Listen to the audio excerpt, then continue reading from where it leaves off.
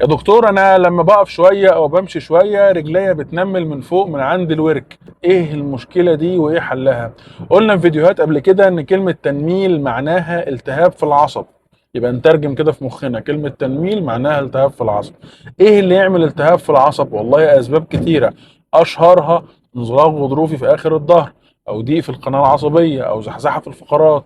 طيب، علاجها والله على حسب الدرجة. في الدرجات البسيطة اللي أغلب العيانين بتجيلنا بيها، علاج أدوية مغذية للأعصاب مضادة للالتهابات. وفي فيديوهات على الصفحة أنا شارح الروشتة دي موجودة بالتفاصيل كلها.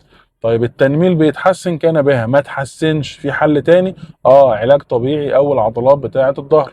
ما تحسنش في حل تالت؟ حقن القناة العصبية أو حقن جذور الأعصاب.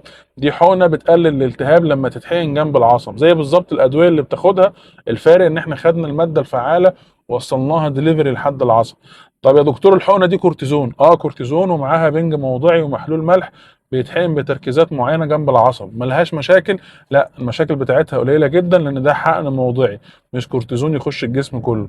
طب يا دكتور، لازم اعملها؟ لا طبعا مش لازم تعملها. انت لو اتحسنت على العلاج والعلاج الطبيعي ما تعملش الحقن. هي درجات. العيان اللي بيخف على الحلول البسيطه، لو انا قلت لك روح للحلول الصعبه يبقى غلط. يعني واحده بتولد والولاده طبيعيه والبيبي بينزل، يقرر الدكتور فجاه ان هو يقلبها قيصريه، ده غلط طبعا.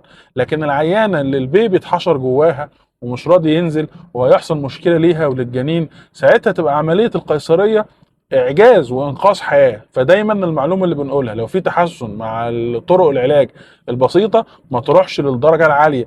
ما بنروحش لطرق العلاج العاليه او الصعبه الا لو طرق العلاج البسيطه ما جابتش نتيجه. يعني ما نعملش عمليه العيان بيتحسن مع الحقن، وما نحقنش عيان بيتحسن مع العلاج والعلاج الطبيعي، وما نبعتش عيان يعمل علاج طبيعي الا لو العلاج بس ما جابش نتيجه. وصلت الفكره؟ بس. وفي الختام كالعاده، افتكر انك هتعيش مره واحده، حاول تعيشها بصحه وسعاده على قد ما تقدر. وافتكروا دايما ايه؟ امل موجود.